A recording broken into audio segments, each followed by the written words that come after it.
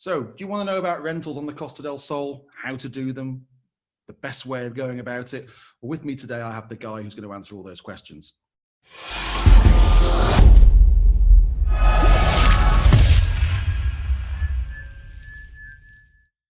You're the head honcho there. It's your business. You've had it for 15 years, I gather, here on the Costa del Sol. And you are the go-to man for anything to do with property rental here in Marbella and the surrounding areas. You're smiling. Have I got that completely wrong? That's an intro. I'm not going to interrupt you. Just keep going, Sean. We can do an hour of that. That'll be fantastic, buddy. Oh, dear. That'll be fantastic. The reason I wanted to get you along was because we get asked all the time about rentals. You know, clients who, even if they haven't even thought about it initially, they buy a place or they're looking to buy a place, and they often ask, you know, how much will this rent for?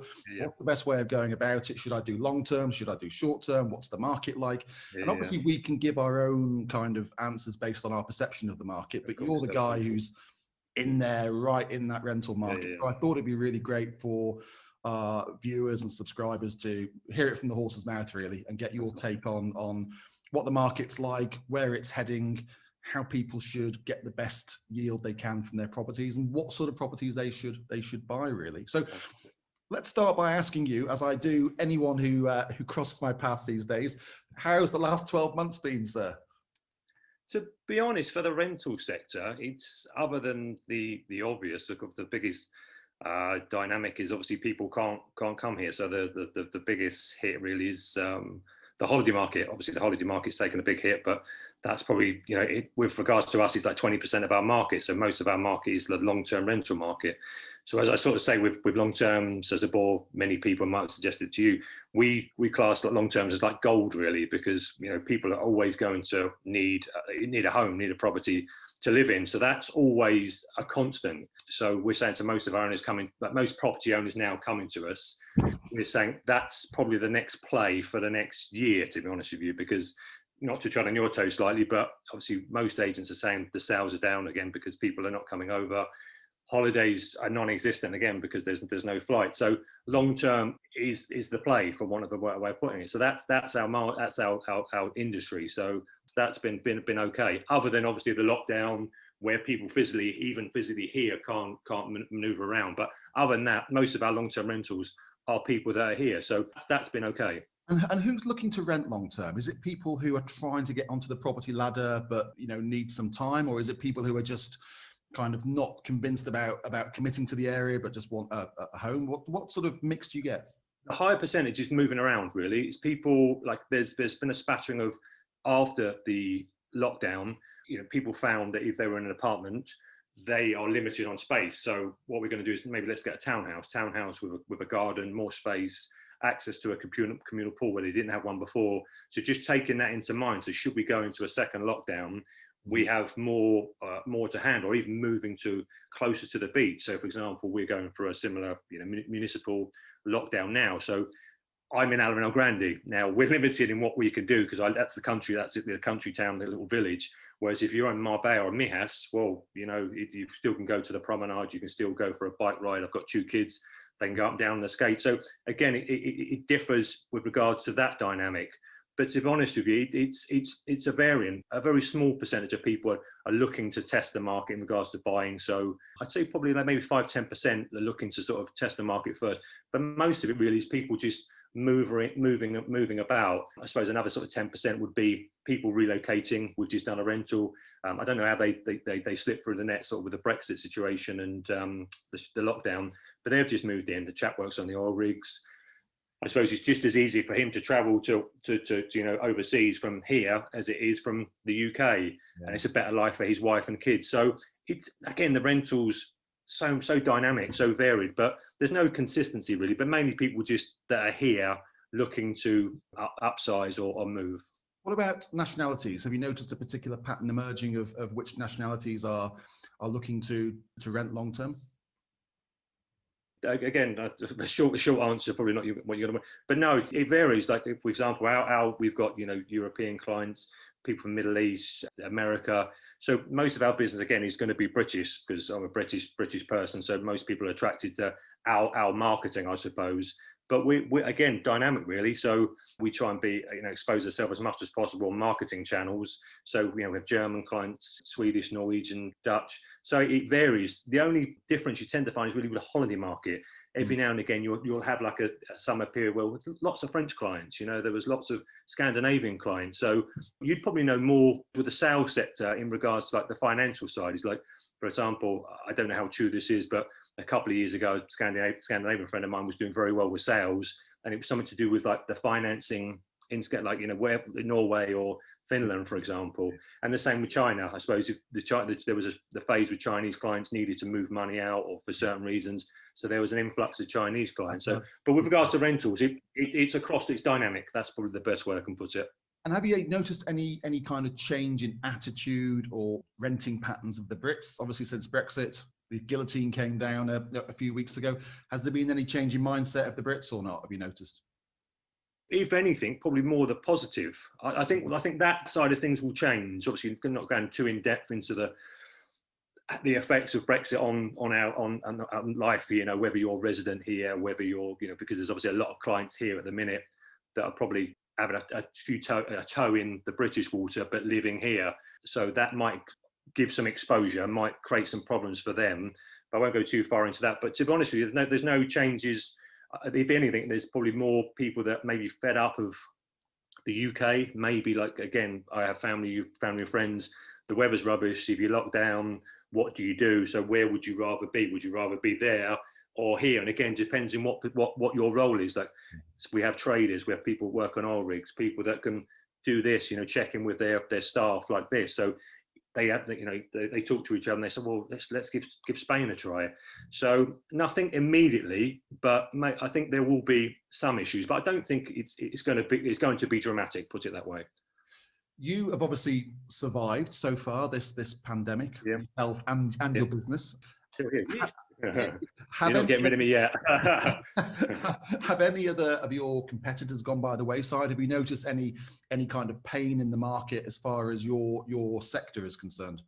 Yes and no. I think probably the biggest change really is like supply and demand. We went through, it's probably going to be a long-winded answer to the question. Before the lockdown, let's say March was our lockdown when it first started kicking in. So before that, so 2 years before, we went through a bit of a boom, really. It was fairly, not easy is not the word, but there was a small amount of properties available, mainly because you guys were, selling. So, back in the crisis days when properties weren't selling, everyone turns to rentals. So, there's more product available. So obviously, supply and demand. If you've got more properties available, the price will go down. Mm-hmm. So before then, we had a villa for rental. We do 2 or 3 viewings and rent it. Whereas now, because sales are down, holiday rentals are down, there's owners are looking for some sort of financial return to pay their community fees, their EB fees, more security measures really to get the next year out of the way. And if we just talk about long-term rentals for a moment, what would a property owner need to do to get his or her property to the top of the list, would you say? Okay. Is there any pattern again to properties that rent really easily and really well? Is it the way they're presented or their location? What are the key drivers for that, would you say? Split that into 2, really. It depends. Like long-term rental, the main 2 things are a good agent. Rent with a good agent. The agent needs to do one or two. It needs to be a good agent, mainly for security, really. I don't, again, goes into the depths of it, really. But one of the issues that come from this is desperation. So unfortunately, one of the areas here, one of the only jobs that people can do is become a rental agent. Now, unfortunately, if you do this job incorrectly, the consequences for an owner are quite severe, to be honest with you. So I don't want to scare too many people, but it happens. So the first most important thing for any property owner is to go with a good agent. Now, even if it's not myself, my opening sort of speech to any owner is that do that. If you don't go with me, go to a registered agent so that they've got an office, they've got a website, they've got an email address, they're registered. So that should you have any issues, you can go back to them at any point, and one, you're going to know they're going to be here for the long haul, so they're going to help you out. And should you have any issues, again, they're traceable, for want of a way about, but not an agent you've met in the pub, because that's going to cause problems, and I know it happens. So first and foremost, Just do some research on the agent. Make sure they talk to people such as yourself. Talk to a sales agent, an accountant. So go with a professional agent, so you're going to get the best tenant in the property with no issues. And other than that, marketing. Make sure that agent is exposing that property to as many areas as possible. Holiday market, bookings.com, holiday lettings, Airbnb, long-term, Idealista, Rightmove. So I'm waffling on. So long-term rental market, anything will rent for the right price. Holidays, as we always say to you guys, close to amenities, close to the beach. It's as simple as that. People come over on holiday.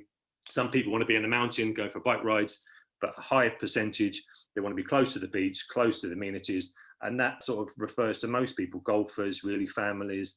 But then again, saying that, you also have the odd development, which is, rents like hotcakes. There's a development called Catalea that you probably know fairly well. That rents like 2-3 bedrooms. They rent from between €2,000 a month to €3,000 a month. And we're always getting demand for that particular unit. So, but the rule of thumb will really be, you can't go wrong. The closer to the beach, closer to amenities, the better. It's like tick boxes, isn't it? The more tick box, is it close to the beach? Is it close to amenities? Is it close to airport? Those sort of things. So, and the rest is price, really. Like the further you go into the mountain, the less demand there is, and that affects price. That's probably the easiest way I can put it. And what about presentation? So we've talked about location. Yes, I agree with you that it's important. The more boxes you can tick about what you're close to, then the more chance you have of renting. But how important is presentation? So is it important that people furnish their properties well? Is it that first sort of few seconds when you open the door and go, oh my God, get me out of here? How important is that in your business?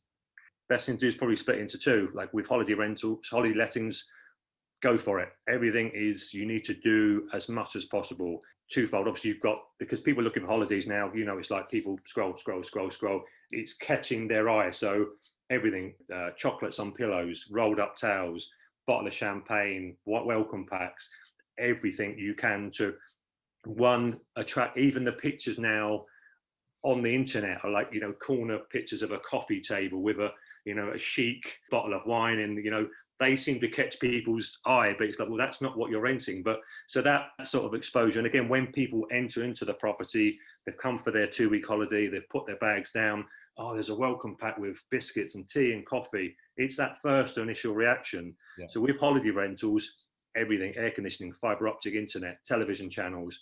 Yeah. So they leave a good review. The whole experience needs to be tip top. Whereas with long-term rentals, no, it's a different market. Again, the pictures need to be great, but it's the bare bones, the bare basics.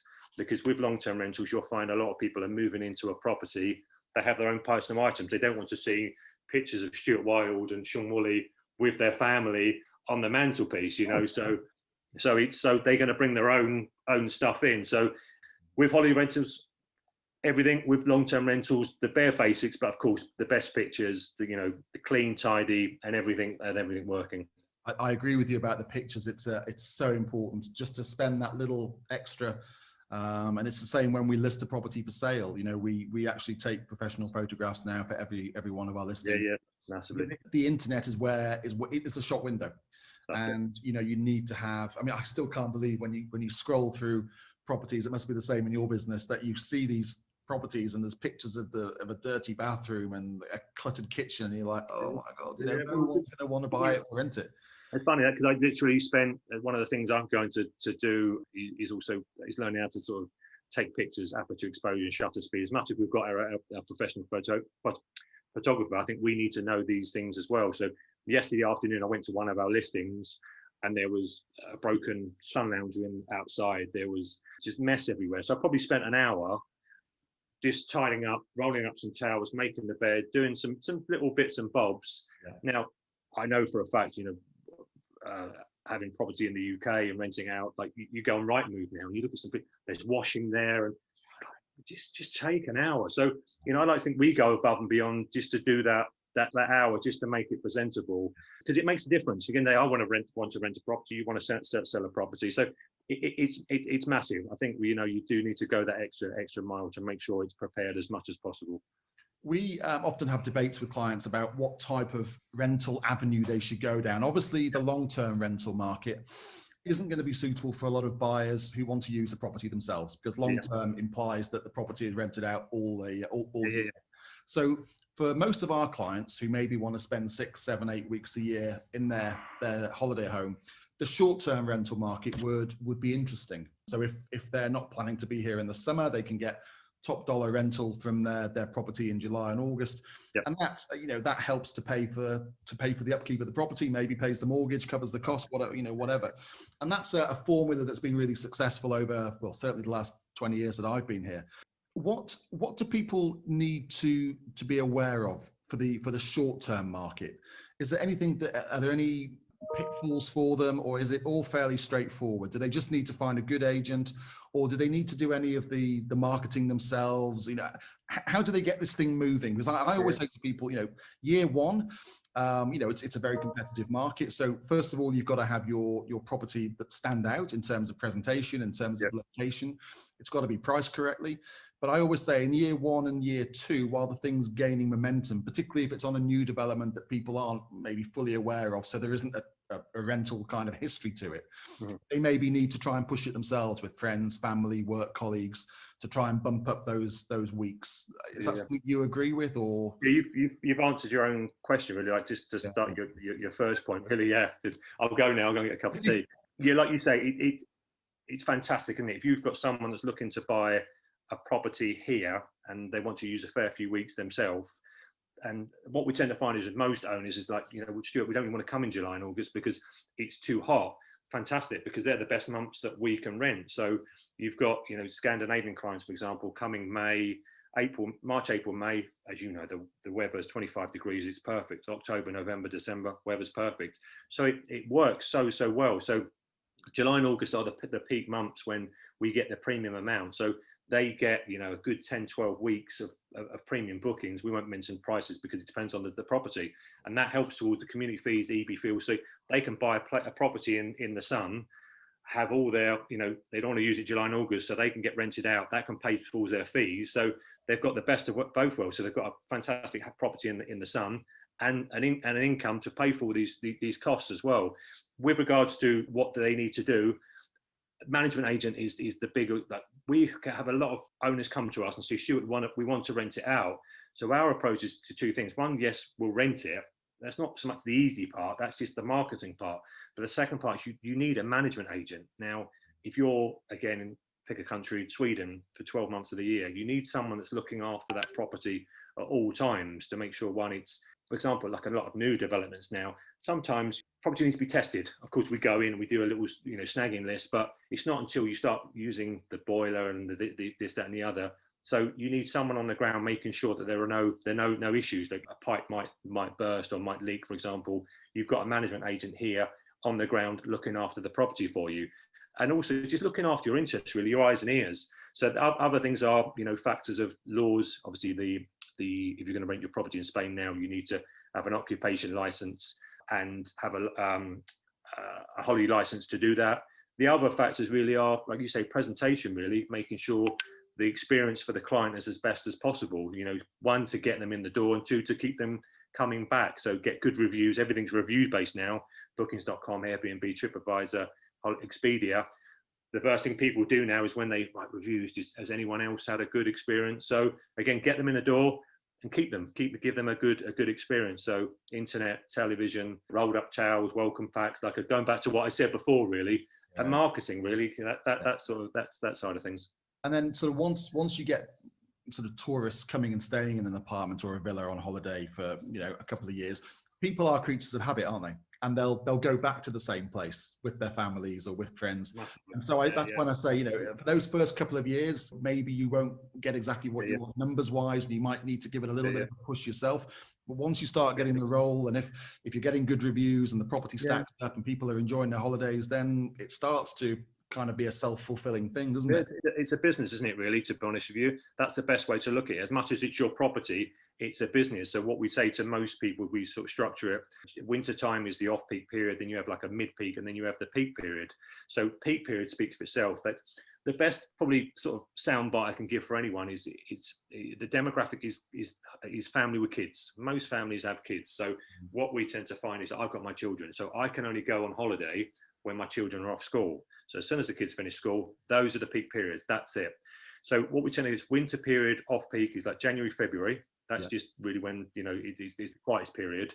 Then you go into like March, April, May. What we tend to find is you have like what you call stag parties, weddings, golfers, sort of people that are having weekend trips. But again, they're not really family holidays because again, schools who aren't relying on the school holidays, exactly, things like that. Yeah. So we've talked about the typical client who doesn't want to use it in the summer, so that's great because they can, you know, give you the property and you can rent it out and you know, make what about if people with kids, for instance, buy an apartment here and the only times they do want to use it are in those peak periods? How easy is it to rent somewhere during those quieter times? So obviously winter, I always think November, December, January, February is our quietest time here on the coast, but I guess there's still activity, there's still people coming over here. And a lot of my clients used to come to me and say, well, I guess we need to be on a golf course then, because that means we'll get the golfers. But I don't know if you agree, but I think the last place golfers want to be is on a is staying on a golf course. They want to be a little bit closer to the action, to the bars and restaurants in Banús and Marbella and Estepona. One of the biggest things everyone says is that, oh, what about golfers? But everyone says that. And golfers are, I'm a golfer myself, and I've been on golf trips. What they want to do, they stay in hotels, to be honest with you. They stay in apartments. They tend to want to be in a close to the action. So like you say, if they're like a villa, so say there's 10 of them, they're going to be in a villa with each other, but they want to walk out the door and they want the beach, not so much the beach, but more the bars and the action, you know, because they want to go out with their mates and have a few beers and this, that, and the other. So it's like you've hit the nail on the head. It's close to the action, to be honest with you. So if people are looking to utilize the place themselves with their kids during peak periods and they need a little bit of rental during the off period, then the same principles apply. They need to be near amenities. They need to tick as many of those boxes as possible. And maybe even more so, they need to present it properly and have all the bells and whistles. You know, they need to have the satellite TV and the high-speed internet and all those sorts of things. Okay. Exactly. Yeah, it's quite weird actually, because one of the biggest requirements of anyone now is internet. As soon as people come in the door now, it's like, what's the Wi-Fi code? Well, you've got a fantastic sea view there, and sit on the terrace, have glass. Now, what's the Wi-Fi code? It's got Netflix. That's one of the biggest things now. Very, to be honest with you. Yeah, and you know, for relatively small costs to get all these things set up properly, I do think it helps certainly it helps with repeat business. And you know, from what you said, it helps to get people through the door in the first place in terms of, you know, renting the property. The thing is, you've got a lot of people working as well. You know, it's like I don't switch off. It drives my wife crazy. But even if we go on holiday, I'm still got to tap in every now and again. So if it's got fiber optic, you know, internet, then fantastic. So again, that's the business. Fill as many pocket or tick boxes, as I say. So if you tick those boxes, if you've got someone that's, you know, a trader that needs to check his trades, his money's on the line there, to be honest, it needs to be a fiber optic, high speed internet, you know. And the interesting thing is, of course, that, you know, with people, well, not everyone's going to be going back to the workplace, are they? Let's be honest. So a lot more people now are happy to work from home. And I think, like you said, I think when they nip away on holiday, that kind of line between holiday and work is going to be more blurred than ever. And I think people will still want to check in a couple of times a day or for a couple of hours a day on their tablets or whatever.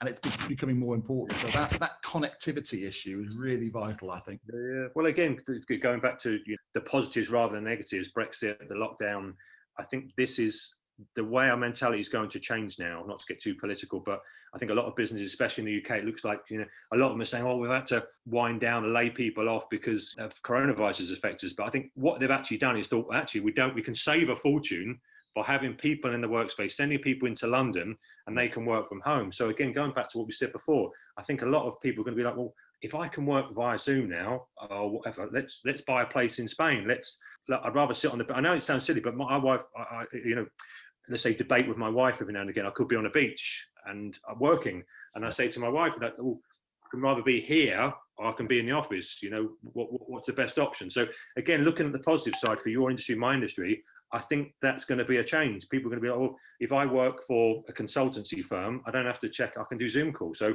I'd rather do it in Spain in a nice, you know, property than in the city, sort of thing. So again, I think that's, you know, they're going to look at the positive side. Big time. When do you think we're going to return to some sort of normality on the holiday side of things? I know everyone's dying to get away, aren't they? I mean, I want to travel. I'm sure you do. We're probably not going to be able to, though, because that's when all our clients are going to come over. I mean, I've had different reports. I don't know if you're an educated guess. When do you think we're going to be welcoming tourists back? I suppose it depends on each country. So put it politically, is each country. So as soon as they open the borders on each country, so that's when you'll start getting the feel is, probably want to put it a better way. But as we see at the minute, I suppose France, Germany, the UK are in lockdown. But like tomorrow, if France is dealing with it better, and then they open the flight path, then they will start coming in. So for me, again, what I'm saying to most clients now own a property for security measure, long term, put someone in the property for the next year. So in my mindset, I'm saying 2021 is going to be the normal. But I'm also on a positive, I'm aiming for the summer. I'm aiming for June. I'm hoping that the governors, the bars and restaurants need people. We need people. So I'm hoping that May, June time will start when the vaccines kick in. That's when we'll start sort of getting back to a semi-normal. People will start coming into Spain, and that's my hope anyway, with the information we have to hand. Fingers crossed. Let's absolutely. You mentioned a few minutes ago, I'll just touch on it briefly, but that rules have changed here, haven't they, in Spain about holiday rentals and what landlords need to have in place. And I believe I know that one of them is this certificate that they need to have, and that's to regulate the industry, isn't it? Because I guess hotels were all up in arms because all these unregistered apartments were being rented, and of course it was costing them business. So now you have to be registered with your local town hall. So you need to register your property with the Junta de Andalucía, so the Andalusian government. What we have to do as agents, obviously owners have to do, is every client has to be registered. So they have to fill in a form. And the same when you check into a hotel, to be honest, it's the same process. There's no difference really, if I'm honest with you. We're just following the same path as hotels. So we need copies of passports. We need to know who is checking in, and we register that with the police authorities. So yeah, that's it really. Like I say, I think it's always been the same really. We've always followed the same path, but never really realised. Like I say, when you check into a hotel, they ask for these things. It's just that we now as self-contained apartments or properties need to follow the same rules. Stewart, I think I've covered most things. If our viewers or our listeners have any questions, they can get in touch. Our contact details are going to be on the screen. But I just wanted to thank you very much. You are there able to help landlords, tenants with any type of rental inquiry, long-term, short-term, medium-term, whatever. And I know you're a trustworthy guy. I've known you for many, many years, and you've got a good, solid track record here, so I can wholeheartedly recommend you. Thank you for joining us and for answering those questions, and I'll catch up with you again, hopefully further down the road in 2021. Fantastic. Thanks, Sean.